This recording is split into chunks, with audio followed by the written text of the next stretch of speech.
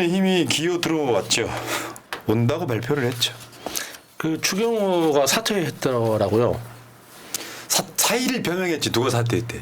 그 원내대표는 뭐 자기가 선출된 거니까 뭐 그만둔다고 하면 그만두는 거죠 뭐. 아니 이제 저쪽에서 이제 뭐 사의를 표명하면은 사퇴가 될지 안 할지는 아직도 잘 모르죠. 그러니까 나는 그만둘 생각이 있어. 왜냐하면 이게 이런 거지. 이 전개 과정을 한번 보시면 됩니다. 뭐냐면 계속 만났잖아요. 우원식 국회의장은 지난 주말까지 마무리해라고 이야기를 했잖아요. 사실 우리들 지지층들 속마음은 18개 우리가 다 가졌으면 좋겠다고 생각을 했잖아요. 근데 중요한 건 박찬대예요. 난 줄 생각 없어. 그러니까 추경호가 아주 미치고 팔짝 뛰는 거 주말 내내. 아니 뭐 저런 왜 그러냐면 법사위원장이나 운영위원장 하나라도 줄 수 있는 상황이 만들 수 있잖아요. 우리는 그렇게 할 생각이 없다. 총선 민의는 법사위원장, 운영위원장, 과방위원장 우리가 갖는 거다. 한 발짝도 안 물러나는데 불법이 없어요. 그러니까 근데 결정적인 영향은 금요일 날 정청래 법사위원장이 법사위 청문회였다고 생각해요. 거기를 보니까 안 들어가면 안 되겠거든. 근데 법사위나 운영위 같은 걸 못 지켰고 못 찾아왔잖아요. 그러니까 추경호는 용산한테 미안한 거예요. 죄송한 거지. 죽을 죄를 진 거지. 근데 7개라도 우리가 챙기자. 그나마 좀 덜 털리자. 그래서 그냥 무릎 꿇고 기어 들어온 거죠.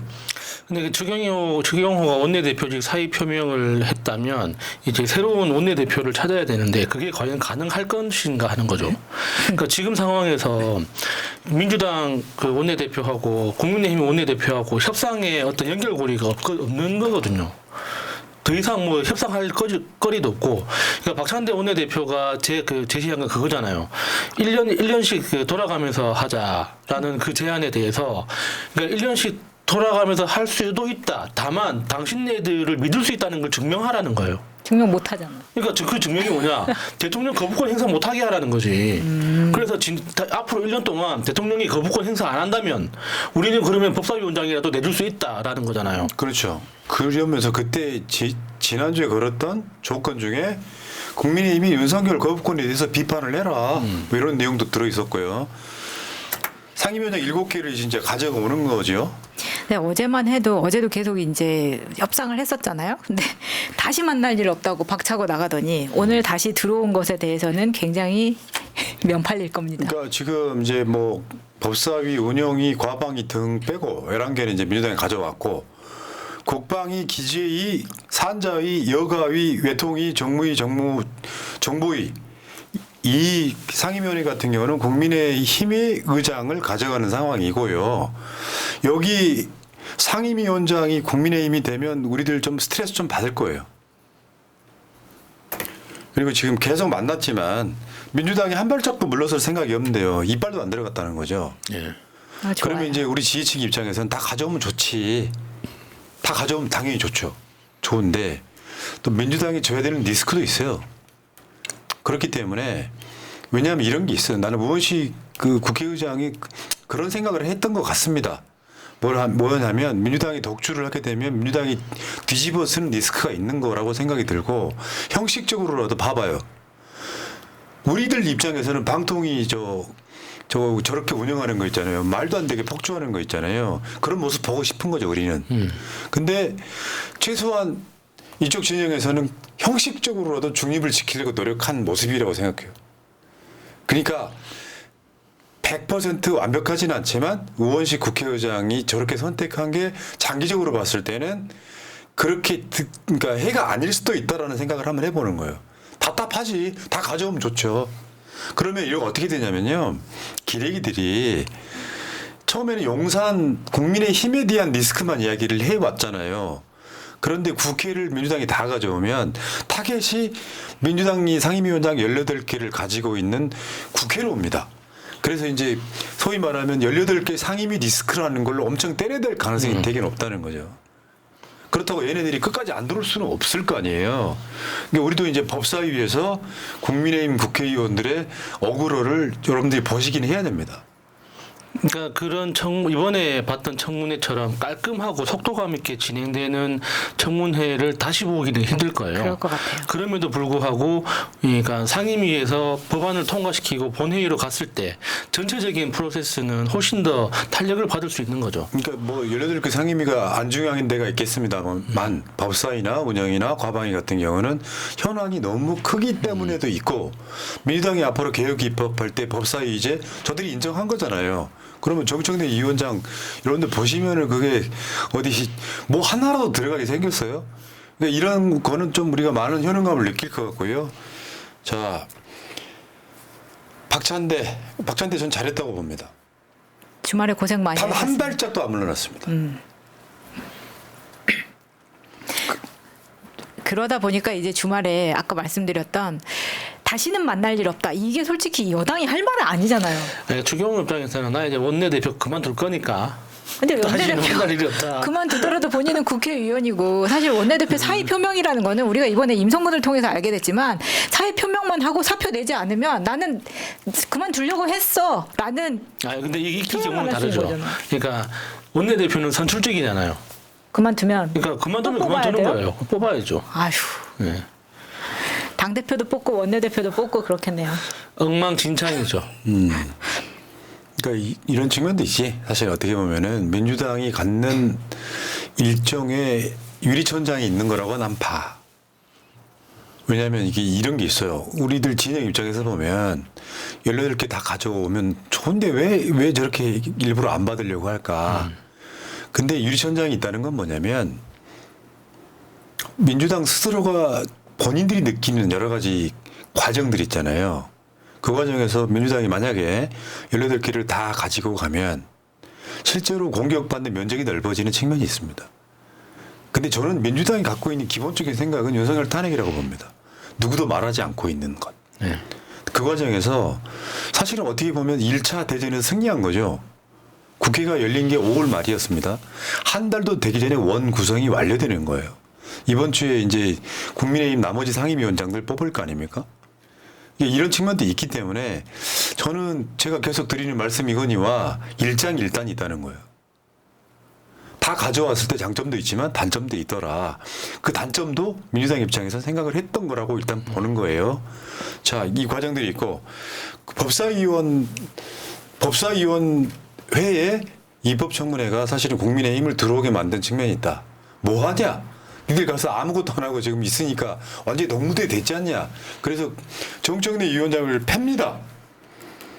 최상병 청문회 갑질 무법지대였다. 정청래 위원장이 자 10분간 되자 이렇게 하니까 갑질이었다고 이야기를 하는 여기에 대한 답입니다. 이게. 추경호 초딩처럼 이르지 말고 나에게 용기를 내서 직접 말해라.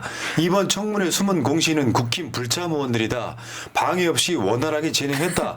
불참으로 협조해 주셔서 감사하다. 참 감사했죠. 네. 아니 그리고 본인들이 정말 거기에 불만이 있었으면 오후에라도 들어왔었어야 되는데 저는 그 오전에 그렇게 몰아붙이는 걸 보면서 오후에 들어올지 않을까라고 생각했는데 오후마저 들어오지 않는 걸 보면서 일부러 안 들어왔나? 저는 이런 생각이 들더라고요. 왜냐하면 최상병은 너무 나온 게 다 나와 있고 자기들이 보기에도 대통령 경로 때문에 된 거라고 판단하고 있지 않나. 아니 그건 아닌 것 같아요. 들어오는 게 최해병 특검 청문회를 보고 나서 들어온 게 결정이 된 거죠. 안 되겠구나.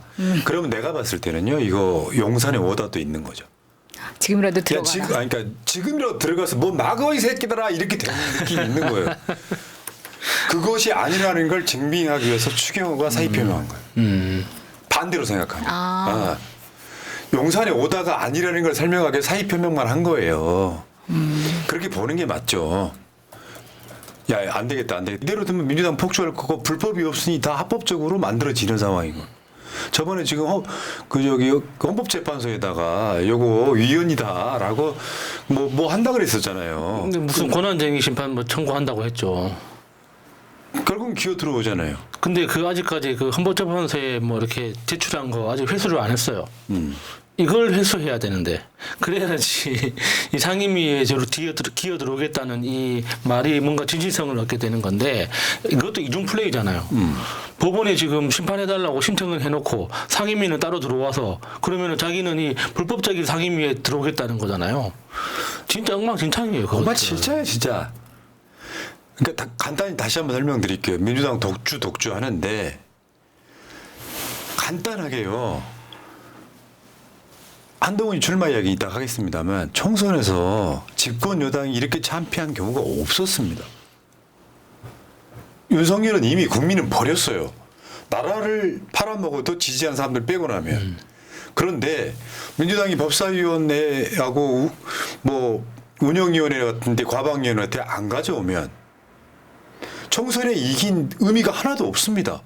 민주당에서는 최소한 그 이 세 개 상임위만큼은 가져와야 되는 상황이에요. 더 이상 어떻게 설명을 합니까? 그래서 관행대로 안 되면 법으로 하면 되는 거죠. 그래서 많은 지지층 분들이 법대로 그냥 18개 다 가져와라 라고 이야기를 했던 건데 아까 말한 민주당의 유리천장은 그걸 못 넘어서 한 거죠. 자신이 없었다라기보다는 이런 거예요. 중도층 입장에서 봤을 때 민주당이 좀 폭주하는 거 아니야라는 나는 이미지를 주고 싶지 않았다고 생각해요.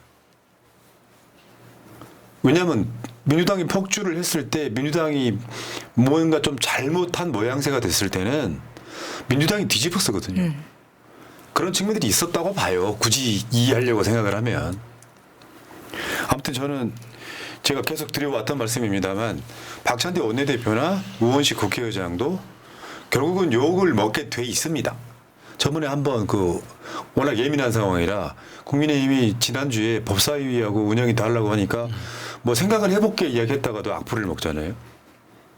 조건이 달려 있었는데 아까 말한 세 가지 조건, 거부권 행사 안 한다는 조건 이런 것들이 앞으로의 국회는 당분간은 그렇게 갈 것 같아요. 국민의힘이 들어오고 국민의힘들의 억울로도 좀 보시면서 저는 근데 그 과정도 한번 지켜볼 필요가 있다고 생각해요. 말도 안 되는 짓 하니까 국민의힘이 억울로 끈다 그래서 국민들 여론이 달라지는 건 아니에요. 오히려 전 미친놈들이구나 라고 하는 국민 여론을 고착화시키는데 오히려 국민의힘 의원들이 더 어떤 역할을 하지 않을까 전 그렇게 생각을 해봅니다.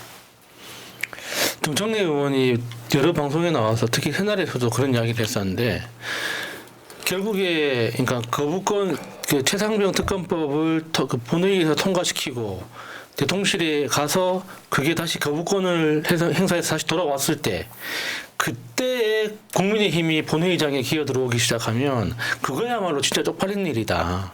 그러니까 지금 상황에서 지금 국회에 발을 걸쳐서 우리는 뭔가 일을 하고 있다는 모습을 보여주지 않으면 나중에 거부권을 행사할 때도 자기들한테 뭔가 큰 문제가 생길 수 있다. 그러니까 미리 선수를 치는 거죠. 그러니까 국민의힘이 이번 국회에서 어떤 일을 해야 되는지 자신들은 분명히 알고 있겠지만 그게 자신들이 생각하는 것처럼 분명히 그 108명 모두가 한 명도 빠짐없이 하나의 이해관계로 똘똘 뭉쳐 있느냐. 그렇게 보면 그건 아니거든요. 맞죠. 예.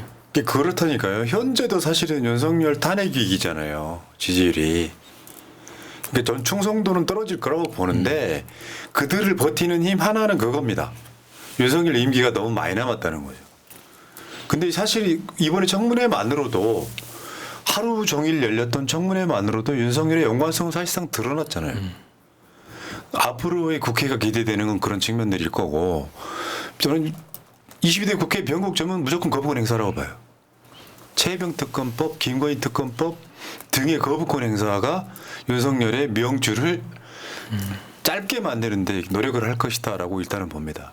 이럴 때요, 저번에 지난주에 정청래 최고가 했던 말 기억하십시오. 전투에 이기는 것보다 전쟁에 이기는 게 중요하다. 일일비하지 말자. 다만 이런 건 있어요. 소위 말하면 열성적인 지지층들 입장에서는 세게 이야기를 해야 돼요. 그게 민주당한테는 힘이 됩니다. 야, 왜 국민의힘 봐주냐라고 화를 내시는 게 정상적인 거예요. 그래야 민주당 입장에서도 봐라, 우리 지지층들이 저렇게 말하는데 양보를 해도 뭔가 빛이 더 나는 거죠. 대신에 마음속에 믿음을 갖고 가시라.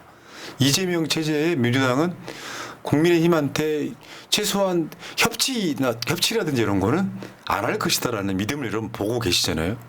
근데 10발짝을 앞으로 가려고 한 발짝 뒤로 물러나는 것 마음속으로 포기하지 말라는 거죠. 겉으로 비판할 수 있는 거예요. 그렇게 쭉 갔으면 좋겠습니다. 말하자면 이런 거죠. 22대 국회에 임하는 이제 시작이 된 거니까 딱 안전벨트 제대로 차시고 붙들어 매시고 마음 흔들리지 말고 저는 그런 얘기 하나 드리고 싶어요. 민주당을 대상화하지 마시라. 뽑아줬더니 뭐 했냐 하는 거는 지지층이 저는 할 소리는 아니라고 생각해요. 같이 가는 거예요. 저번에 한번 문재인 정부 때도 그 비슷한 얘기 나왔었죠. 문재인 정부를 대상화하는 거 말고 마음속으로 버리지 말고 민주당을 마음속으로 버리지 말고 민주당 자체가 못하면 못하는 대로 잘하면 잘하는 대로 비판과 협조, 응원 등을 통해서 같이 가야 돼요. 그러면 나중에 분명히 저는 1년 안에 윤석열 탄핵 발의를 하는 날이 분명히 올 거라고 생각해요. 더 이상 어떻게 견뎌요. 근데 민주당도 명분을 쌓아야 되잖아요. 예. 윤석열 도저히 안 되겠다는 명분을 쌓아야 되는데 그 도저히라고 하는 말에 붙여야 되는 뭔가 과정이 필요해. 이것도 해보고 저것도 해보고 다 안 되는데 얘는 그럼 탄핵시켜야 되겠다라고 명분 쌓기 하는데 지지층들이 일일비하시면 안 된다 이런 얘기. 그러니까 지금 우리가 욕심내는 게 너무 커서 그런 거죠. 그러니까 뭐 이낙연이 민주당 대표할 때의 민주당 또는 그 문재인 정부 시절의 민주당 그 당시에 나름의 효용이 있었지만 그럼에도 불구하고 우리는 답답했잖아요. 왜 시원하게 하지 않느냐. 그러니까 그 당시 과거의 민주당하고 지금 현재의 민주당하고 비교하면 사실 비교가 불가능할 만큼 엄청 빠르고 강력하게 일을 하고 있는 건 맞거든요. 다만 지지자들이 머릿속에서 생각하던 정도의 그 강력함 그 더 치열함 이런 것들하고는 약간 그 수준보다는 낮을 수는 있죠.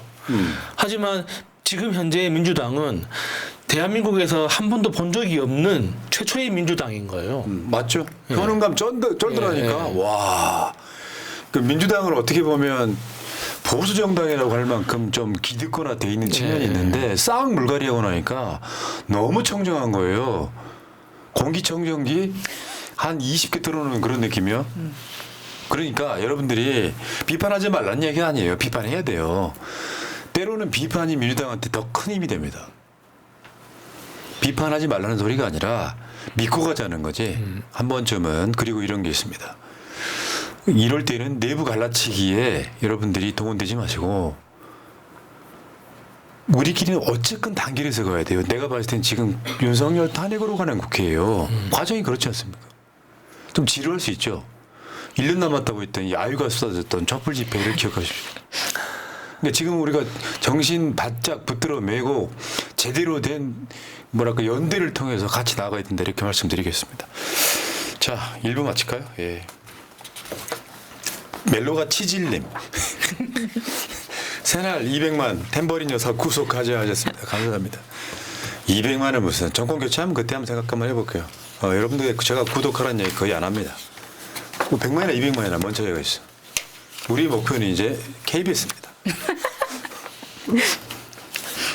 그리고 KBS가 우리보다 더 안 보더라 야. 박민혜 방송 참 감사합니다.